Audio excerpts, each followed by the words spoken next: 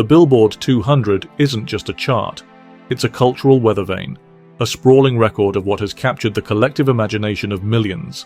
The albums that manage to stay on this list for hundreds of weeks aren't merely popular, they become part of the furniture of life itself, embedded in countless memories, soundtracking road trips, breakups, and late-night epiphanies. These records have outlasted trends, reinvented themselves for new audiences, and endured as symbols of creativity and resilience. Michael Jackson's Thriller might seem like an obvious place to start, but that's only because it has been the yardstick for pop music since its release in 1982.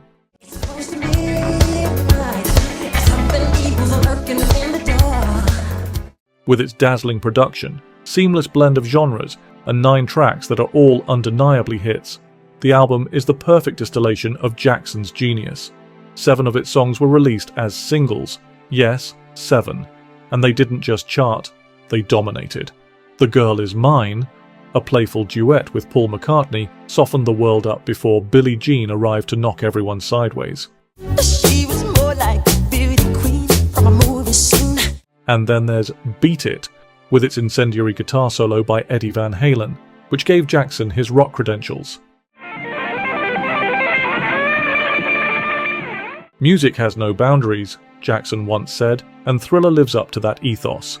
The record was as much a global phenomenon as it was a pop milestone.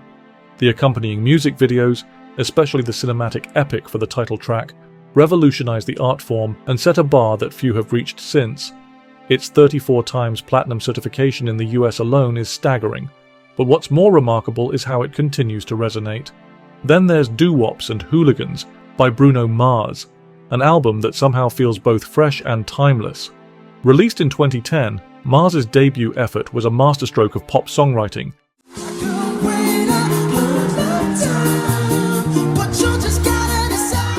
effortlessly fusing genres while maintaining an undeniable charm. Tracks like Just the Way You Are and Grenade showcase his ability to tap into universal emotions while keeping things catchy enough to hum along to in the shower. She's so beautiful, and I tell her every day. Easy come, easy go, that's just how you live. Oh, take. I just want to write songs people can connect to, Mars said early in his career, and this album proved that he could do exactly that. What's fascinating about Doo-Wops and Hooligans is its versatility. While some albums feel tethered to the moment they're released, this one has a chameleon-like quality, adapting itself to countless contexts. Whether it's playing over a wedding slideshow or providing the soundtrack to a lazy Sunday morning, it fits. That adaptability has kept it on the Billboard 200 chart for more than 700 weeks, a testament to its enduring appeal. Guns N' Roses' greatest hits feels like the opposite end of the spectrum, a brash, unapologetic collection that makes no attempt to be subtle. Released in 2004, this compilation of the band's most iconic tracks was born out of chaos. Legal battles, creative disagreements, and a general sense of disarray surrounded its release, but none of that matters when you press play.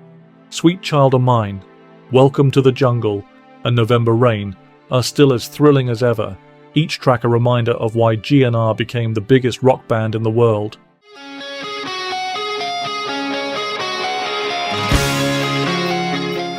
What's remarkable is how these songs have outlasted the volatile personalities that created them.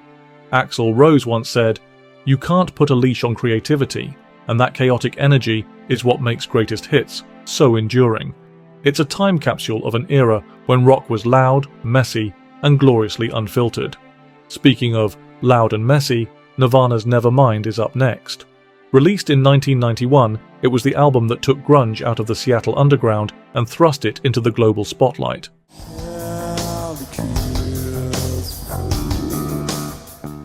Kurt Cobain's deadpan opening riff on Smells Like Teen Spirit didn't just announce the arrival of a new band, it signaled a cultural shift. The hair metal bands that had dominated the charts in the late 80s suddenly seemed archaic, replaced by Cobain's raw, unpolished genius. But Nevermind isn't just teen spirit. Tracks like Come As You Are and Lithium reveal a depth and vulnerability that set Nirvana apart from their contemporaries. Cobain famously struggled with his sudden fame, once saying, "I'm just as much of an awkward goofball as I was before all this." That honesty resonates in every track, making Nevermind feel as vital today as it did over 30 years ago. Eminem's Curtain Call the Hits takes us in a different direction, into the often volatile world of hip-hop. Curtain call is basically when the artist, the performer, goes out on stage after his encore and tries to get, just milk it a little bit more and try to get a little bit more out of the crowd. Released in 2005, this compilation captures the career of a man who redefined what rap could be. From the tongue-in-cheek bravado of My Name Is to the raw vulnerability of Stan, the album is a masterclass in storytelling. Eminem himself once said, "I feel like I've been fighting for my spot my whole life." And that scrappy determination is evident throughout. What makes Curtain Call so compelling is its balance. Aftermath. It doesn't shy away from Eminem's darker moments, nor does it downplay his comedic flair. It's an album that invites listeners into the mind of one of the most complex artists of our time, and keeps them there for over 700 weeks. Creedence Clearwater Revival's Chronicle, the 20 greatest hits, Oh, Susie Q. Oh, Susie Q. offers a different kind of storytelling, one steeped in Americana and working-class grit. Released in 1976, this compilation gathers the best of a band that defined a generation. Proud Mary, Left a good job in the city. Bad Moon Rising, I see earthquakes and lightning. and Fortunate Son aren't just songs.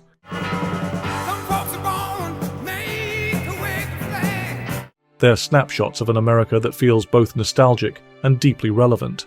"I just write about what I see," Fogerty once said, and that simplicity is what makes Chronicle so enduring. It's an album that feels as at home in a rural diner as it does blasting from the speakers of a vintage Chevy. Metallica's self-titled album, better known as the Black Album, is another record that seems to transcend its genre. Released in 1991, it marked a shift for the band, Never free, never me.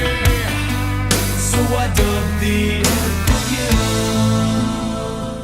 moving away from the complex arrangements of their earlier work in favor of something more direct. "We wanted something that hit hard and was immediate," drummer Lars Ulrich explained. Tracks like Enter Sandman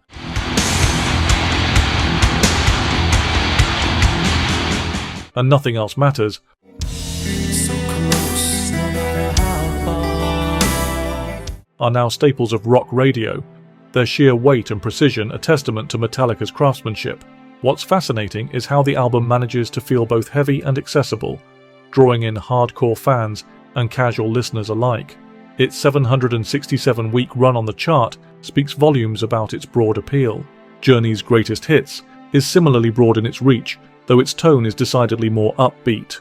This 1988 compilation is a treasure trove of arena rock anthems, each one designed to get a crowd on its feet. Don't Stop Believin' alone is enough to cement its legacy. But tracks like Faithfully and Separate Ways add layers of emotion and complexity. Steve Perry once said, "Good music transcends time, and Greatest Hits proves him right." It's the kind of album that makes you want to roll down the windows and sing at the top of your lungs, no matter where you are or what year it is. Bob Marley and the Wailers' legend offers a different kind of emotional release. This 1984 compilation distills the essence of reggae into a tight 14-track package that feels both celebratory and meditative. One Love, No Woman, No Cry,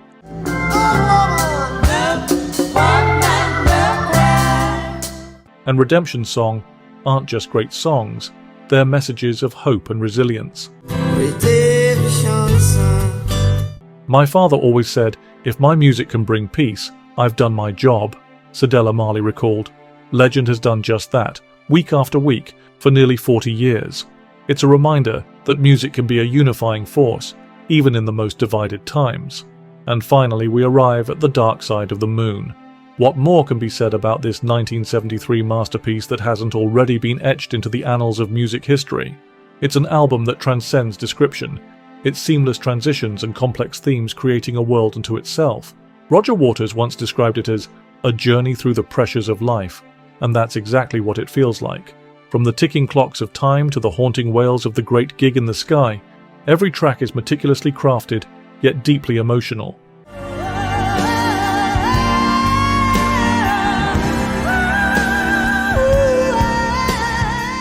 Nearly 1,000 weeks on the Billboard chart later, it's clear that The Dark Side of the Moon isn't just an album, it's an experience, and one that the world doesn't seem ready to stop having anytime soon.